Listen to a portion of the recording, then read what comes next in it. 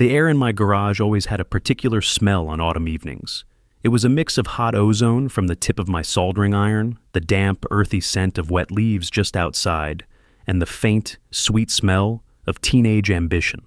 My daughter, Sophia, and her two friends, Leo and Maya, were huddled around the workbench, their faces lit by the glow of a single halogen lamp. They were completely silent, watching a small robotic arm, their creation, painstakingly try to stack a third wooden block onto a wobbly tower. It was a perfect moment of quiet concentration. This happened to me, and if you're watching Karenology, you already know. It's never just a simple misunderstanding. The robotic arm trembled, its tiny servo motors whining in protest.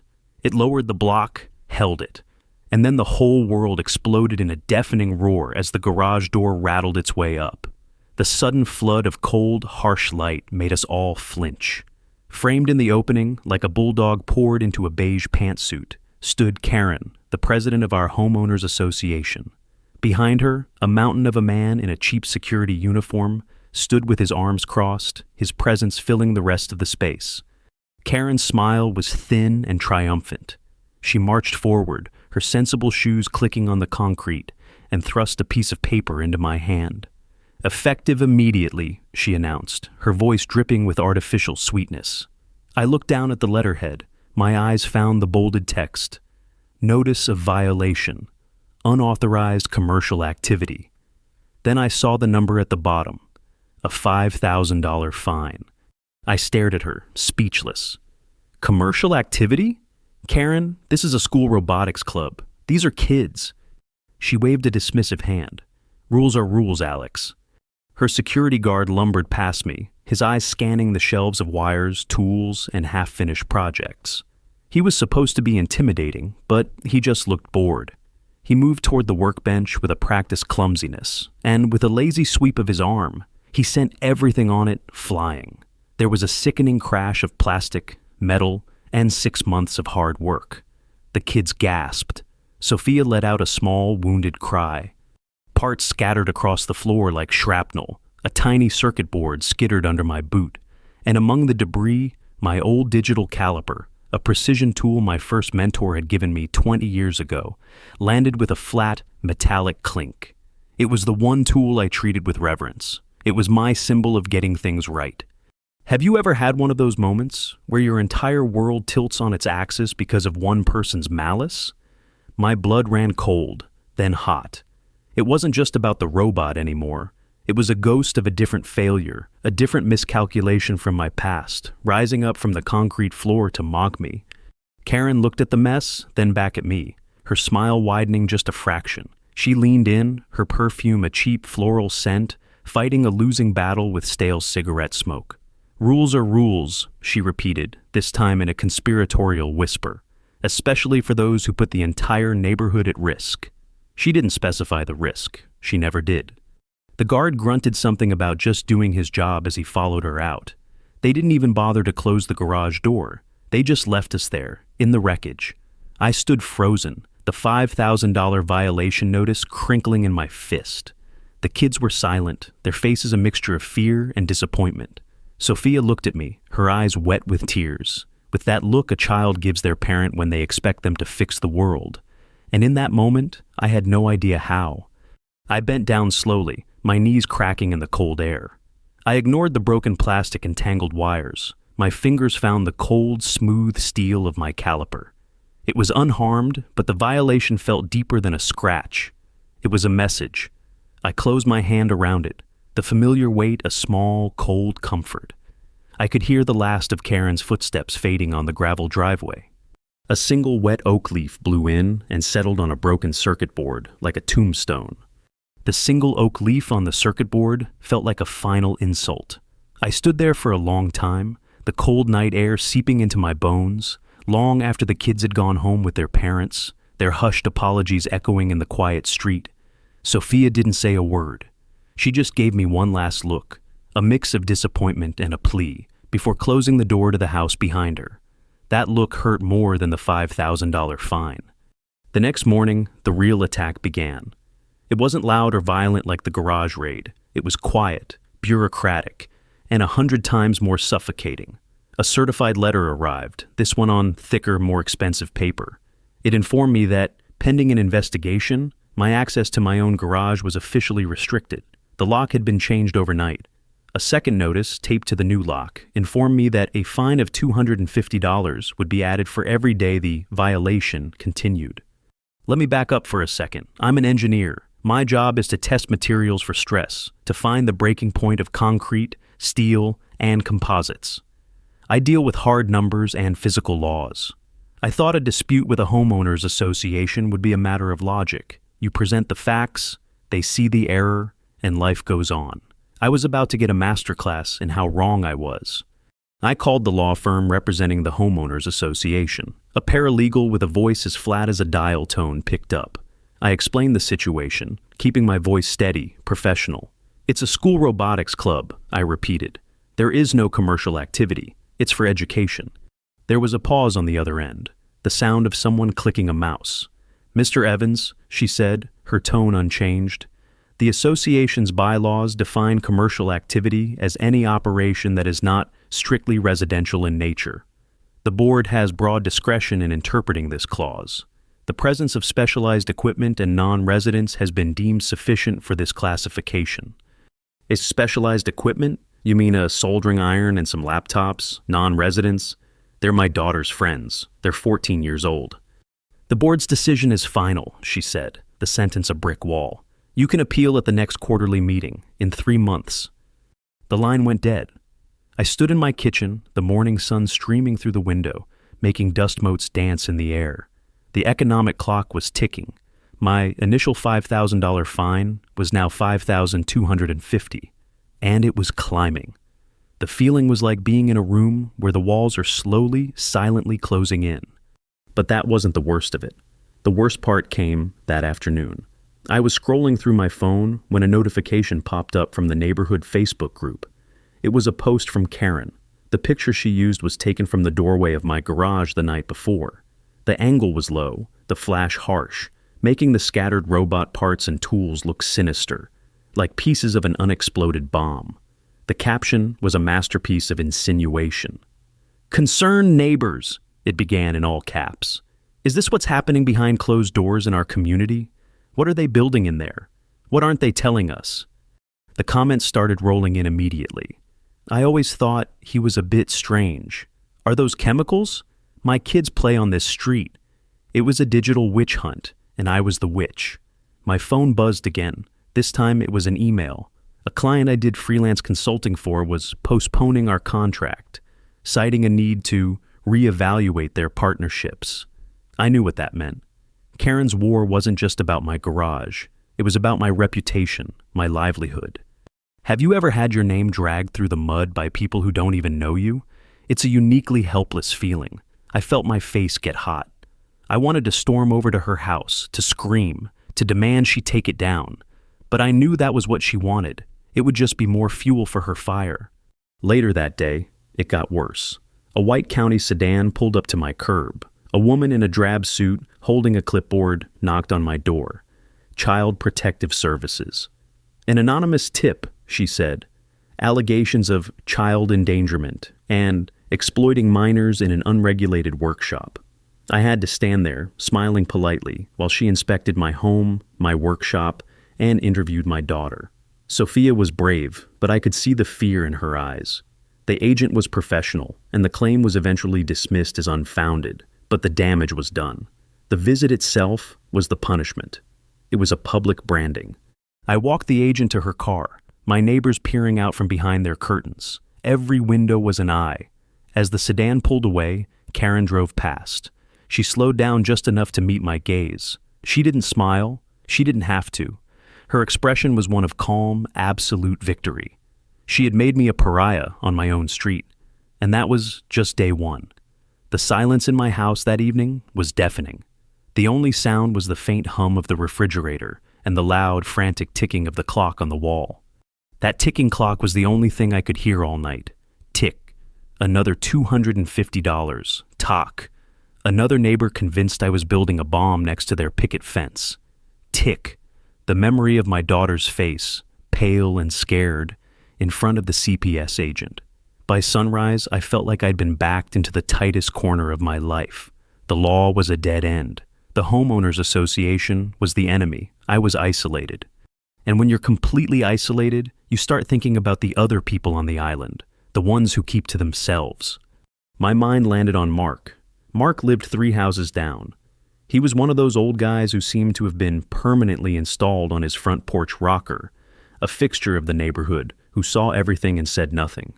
He was a retired fire inspector, and he carried himself with the quiet grumpiness of a man who'd spent 40 years telling people their buildings were a death trap.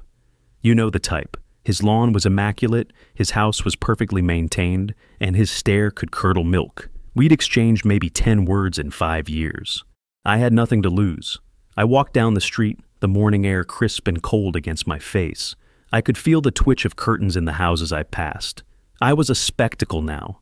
I found Mark on his porch, just as I expected, wrapped in a thick flannel jacket, staring out at the street like a hawk surveying its territory. The rhythmic squeak of his rocking chair was the only sound. I stood on the sidewalk, not wanting to step on his perfect grass. "Mark," I said. My voice sounded weak. He turned his head slowly, his eyes narrowing. "Alex," he grunted. It wasn't a question. I laid it all out. The garage, the fine, the CPS visit, the Facebook post. I kept it factual, no emotion. I was an engineer reporting a structural failure. He listened without a single change in his expression, his gaze fixed on some point in the middle distance. When I finished, the silence stretched out. The only sound was that damn squeaking chair. "And you want my help?" he finally said. His voice was gravelly, unused. "Son, I'm retired. My getting involved days are over. Sounds like you poked the bear. Now you're dealing with the claws." He turned his head away, a clear dismissal. My shoulders sagged. It was a stupid idea. "Yeah, I know," I mumbled, turning to leave. "Sorry to bother you." I took a step, then stopped. Something he said snagged in my brain. "She's the bear, all right, getting ready to build herself a new den." Mark's rocking stopped. The sudden silence was sharp. "What do you mean?" "The reason she's pushing so hard," I explained, "is she wants to get the board to approve a community improvement project, replacing the big retaining wall at the entrance. It's a huge contract for her friend's company. She's just clearing the decks of any opposition first." Mark was silent for a long moment. He slowly pushed himself up from the chair. His knees popped. Without a word, he shuffled down his porch steps and stood next to me on the sidewalk. He squinted, not at my house, but up the street, toward the entrance.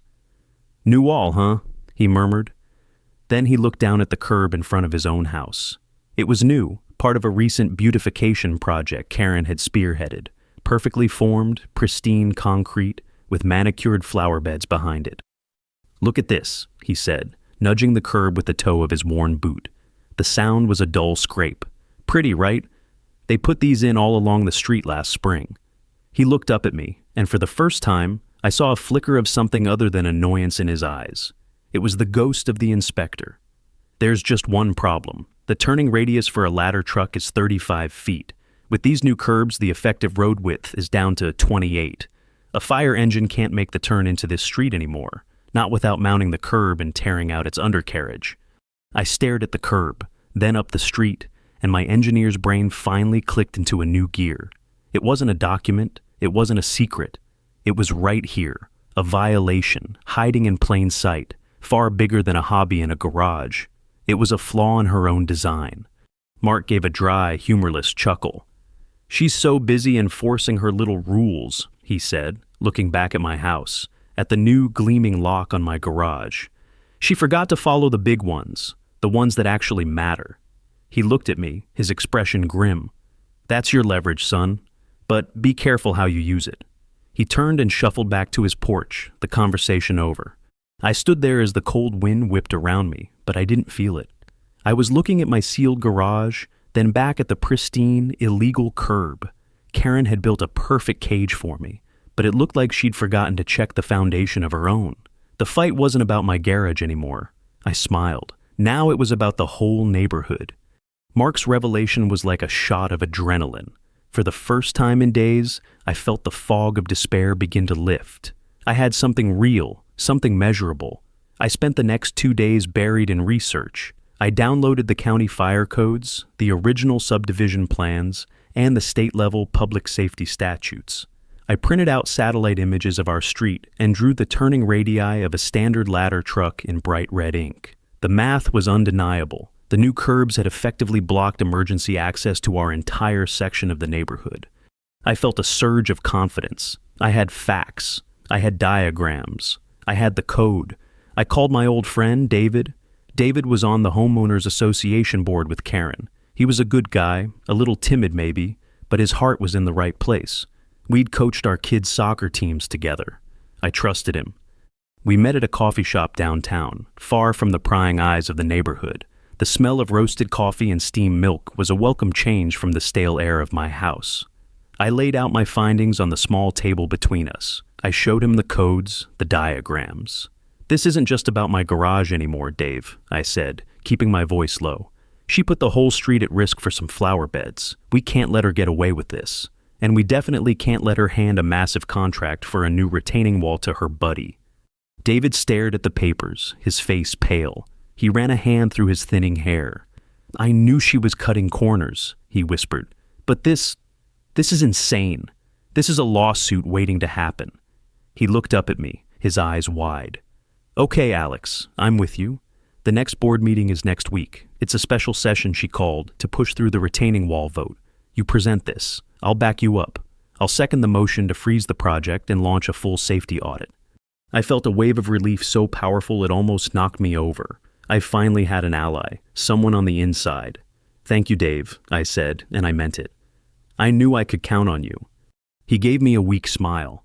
"Just be ready, she'll fight dirty." The night of the board meeting was cold and clear. The meeting was held in the small, soulless community clubhouse. The air was thick with the scent of cheap air freshener and simmering resentment. About 30 neighbors were packed into the small space, most of them drawn by Karen's Facebook drama. I saw their faces as I walked in: suspicion, hostility, a few with a flicker of morbid curiosity. I was the neighborhood villain. I took a seat in the back, my folder of evidence a heavy weight on my lap. Karen was at the front, beaming, flanked by the other 2 board members. And next to her was David. He wouldn't meet my eye. That should have been my first warning. Karen breezed through the initial agenda, her voice dripping with authority. Then she got to the main event: the retaining wall. She introduced a slick-looking contractor who gave a presentation full of vague promises and impressive-sounding technical jargon. Then she called for the vote. "Before we vote," I said, standing up. My voice was louder than I intended. Every head in the room swiveled towards me. "I have a matter of public safety to discuss." Karen's smile tightened. "Alex, this is not the forum for your personal grievances." "This isn't personal," I shot back, walking to the front. "This is about the safety of every person in this room." I started to lay out my evidence about the fire truck access. But before I could even get my first diagram out, David stood up. "I think," he said, his voice trembling slightly, "that we need to address the elephant in the room." He turned to the audience, not to me. "We've all seen the posts. We've heard the concerns. We have a member here who was investigated by Child Protective Services, a man who runs something out of his garage, and now he's trying to derail a vital safety project with wild accusations." The air went out of my lungs. Have you ever been betrayed by someone you thought was your friend? It's a physical sensation, like a punch to the gut. I stared at him, my mouth open, but no words came out. Karen seized the moment. "Thank you for your courage, David," she said, placing a hand on his arm. She turned to the crowd. "Do we listen to a man who is actively under sanction by this board, or do we move forward with securing our community?" The room erupted. It was a chorus of "vote" and "get him out of here," I was shouted down. The motion to approve the retaining wall project passed unanimously. My own friend had voted against me. Karen looked at me, her eyes gleaming with cold fire. It was a checkmate.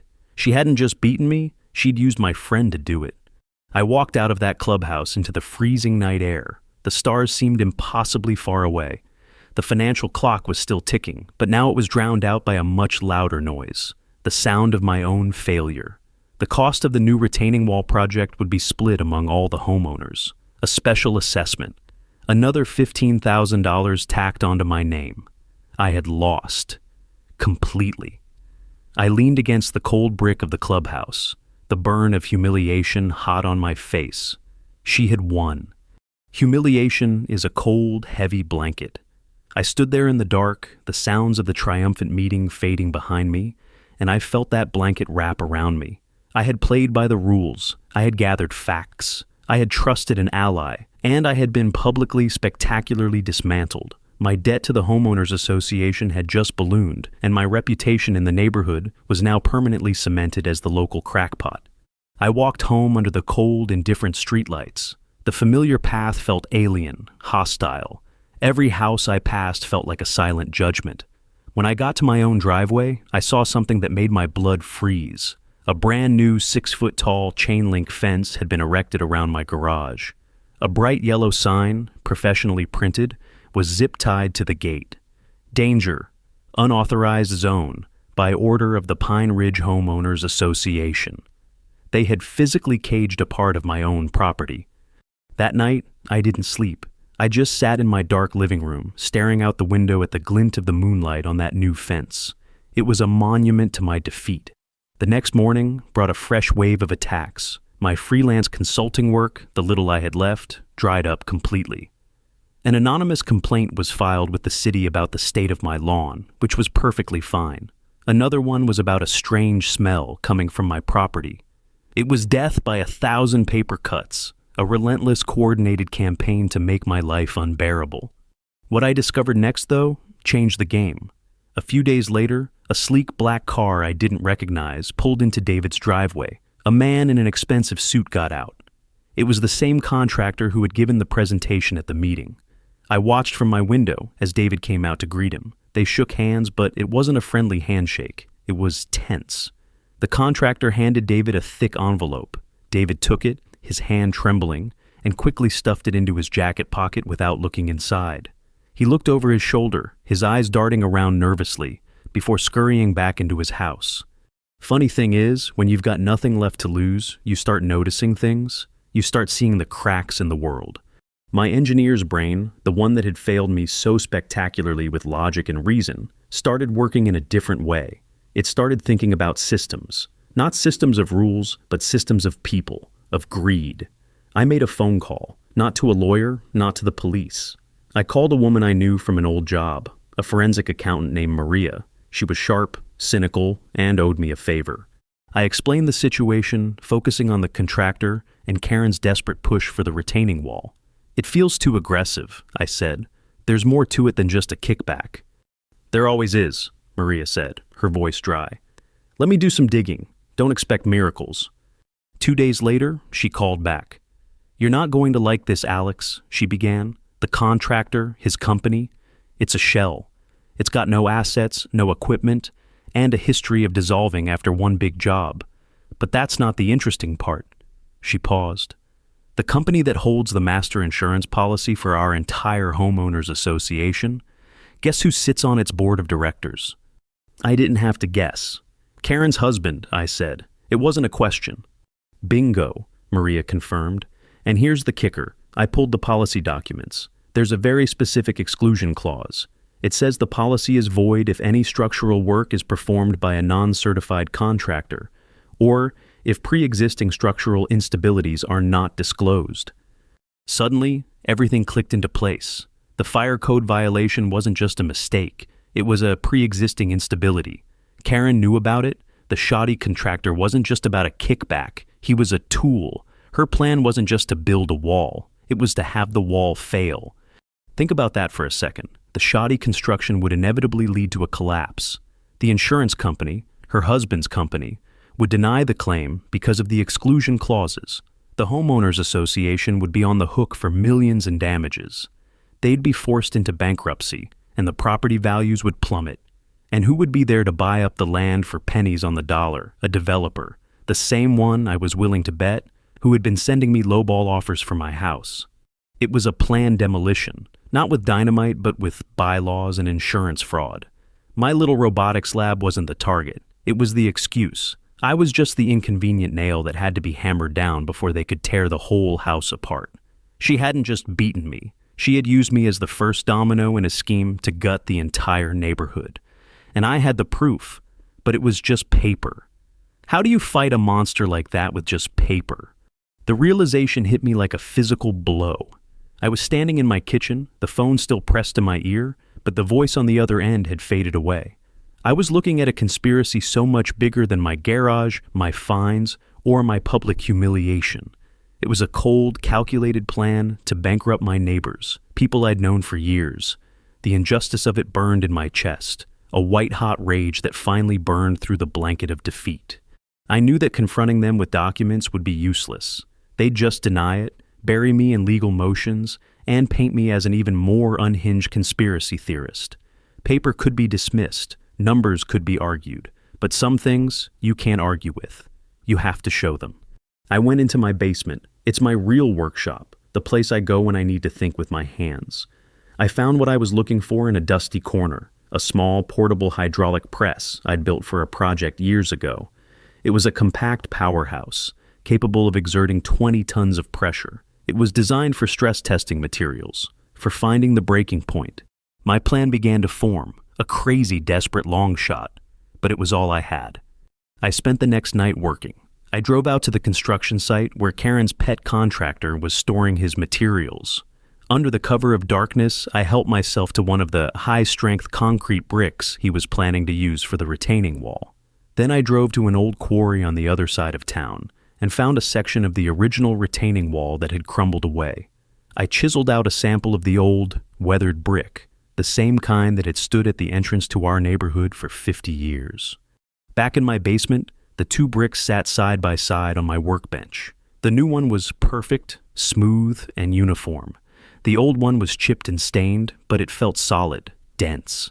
I looked at them, then at my old caliper, the one that had survived Karen's raid. The tool my mentor gave me, a symbol of precision, of truth in material. I picked it up. My hands were steady. The time for despair was over. The time for engineering had begun. I also made another call, to Mark, the retired fire inspector. I told him what I had discovered about the insurance scam. I heard him take a sharp breath on the other end of the line. "The snake," he muttered.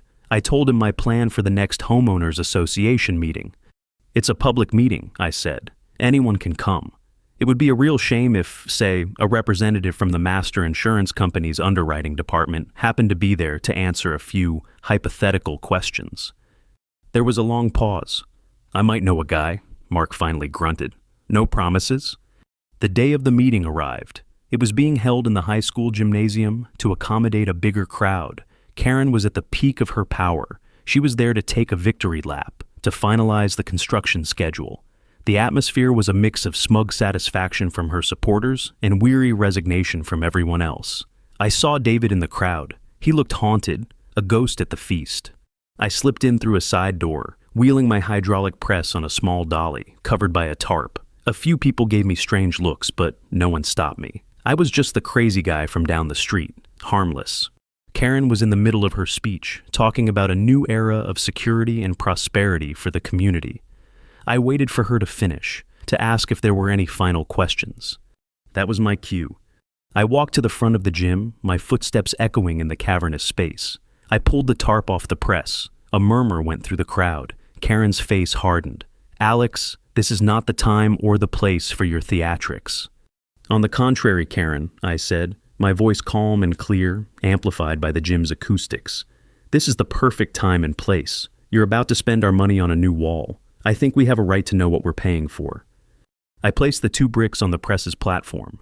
"On my left," I announced, "is a brick from the original wall, the one that's kept us safe for 50 years. On my right is a high-strength brick from your new contractor." I turned to the crowd, to my neighbors. "I'm a stress engineer. This is what I do. I find the breaking point. So, let's find it, together." I hit the switch. The press began to hum.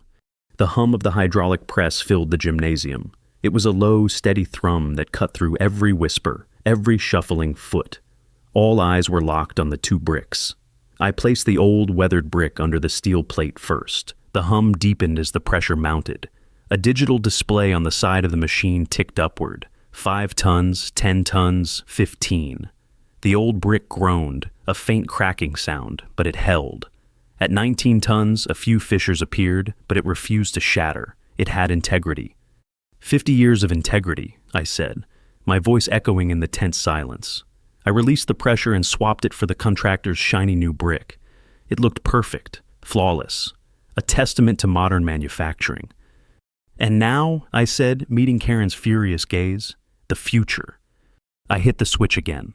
The press hummed. 5 tons. 10. The new brick showed no strain. The contractor standing near the front puffed out his chest. Karen allowed herself a small, smug smile. The pressure gauge climbed to 12 tons. Then it happened. With a sound like a gunshot, the new brick didn't just crack, it exploded. It disintegrated into a cloud of dust and a shower of sharp, gravelly fragments. A collective gasp rippled through the crowd. People in the front row flinched back. The demonstration was more violent, more definitive than I could have ever hoped. The dust settled, revealing nothing but a pile of worthless rubble on the platform. The silence that followed was absolute. In that moment, everyone in the room understood. They had been lied to. They had been sold a fiction. That, I said, turning off the machine, is what you were about to pay for. Before Karen could recover, before she could spin this, a man in a crisp suit stood up from the middle of the audience. "I have a question," he said, his voice carrying an easy authority. It was Mark's guy, the insurance underwriter. "Given this demonstration and given some irregularities we've found in the contractor's certification, I'd like to state for the record that should this project have proceeded, any resulting structural failure, damage, or liability would not have been covered by the master policy." He let that hang in the air for a moment. "The full financial burden," he continued, looking directly at Karen and the board, "would have fallen entirely on the Homeowners Association, and by extension, on every one of you." It was a kill shot. The entire scheme, her entire house of cards, collapsed in that one statement. The crowd erupted, but this time, the anger wasn't directed at me. It was a tidal wave of fury aimed squarely at Karen. People were shouting, demanding answers, demanding her resignation. Her face, just moments before so smug and confident, had crumpled into a mask of disbelief and panic. Her contractor was already slinking toward the exit. In the chaos, I saw David. He was standing alone, watching me, his face a mess of shame and relief. He gave me a small, almost imperceptible nod. It wasn't forgiveness, but it was a start. That night, everything changed. Karen and the 2 board members who supported her resigned in disgrace. The contract was voided. The county launched a full investigation into the fire code violations and the fraudulent contract. My fines were wiped away. The fence around my garage came down the next day. A few weeks later, after the dust had truly settled, I stood in my driveway watching Sophia and her friends finally packing their robotics gear. They had been invited to move their lab into a dedicated space at the high school, funded by a new grant. Sophia gave me a hug. "You fixed it, Dad," she said. I had.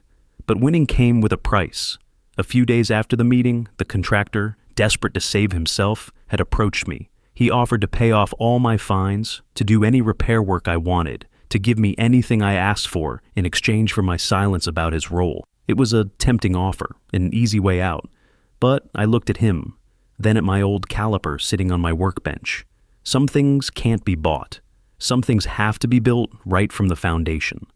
I walked away from him and used the evidence to ensure the investigation was thorough, that the whole rotten system was exposed. It meant more legal battles, more meetings, more time away from my own life. I was elected, reluctantly, as the new head of the Neighborhood Safety Committee. I had won the war, but the peace was going to be a long, thankless job. I had saved my community, but in doing so, I had taken on the burden of its future. My quiet life was over. Standing there, watching my daughter leave, I picked up my caliper. I held its cool, solid weight in my hand. It was a tool for measuring truth. And the truth is, sometimes, to fix a crack in the world, you have to be willing to tear the whole damn wall down. If you've ever had to make a stand like that, let me know in the comments below. It's a lonely road, but it's the only one worth taking.